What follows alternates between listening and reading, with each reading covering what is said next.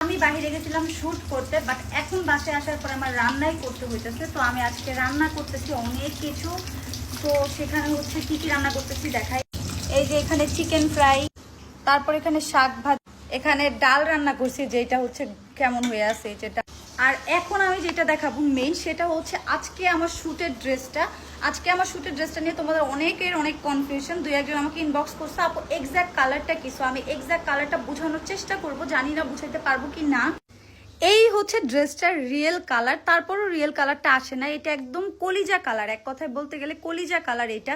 এই যে হাতের কাজগুলা দেখো, এগুলো কিন্তু খুব সুন্দর কাজ। এই যে সবগুলোর মধ্যে সিকোয়েন্স বসানো, গলাতেও খুব সুন্দর করে সিকোয়েন্স বসানো। এই যে পায়জামাটা দেখো, পায়জামার এই পার্ট ওই পার্ট দুই পার্টেই সিকোয়েন্স বসানো, অনেক সুন্দর একটা কাপড় উপরে করা। এই যে ব্যাক সাইড দেখো, এখানে কোনো তুলা কোনো কিছু নাই, অনেক সুন্দর অনেক সুন্দর। যতভাবেই বলি শেষ হবে না, বাট এক্স্যাক্ট কালারটা আসলে আসতেছে। আর এই যে হচ্ছে ড্রেসের সামনের যেই সাইডটা সেটা হচ্ছে এইটা। জাস্ট দেখো এত পরিমাণ সুন্দর, মানে আমার কাছে পার্সোনালি অনেক ভালো লাগছে। আমি এই ড্রেসটা মানে ভাবছিলাম যে শ্যুট করে ব্যাক করে দিব, বাট এখন আমি ডিসিশন নিয়েছি এই ড্রেসটা আমি রেখে দিব, কারণ এটা অনেক বেশি সুন্দর।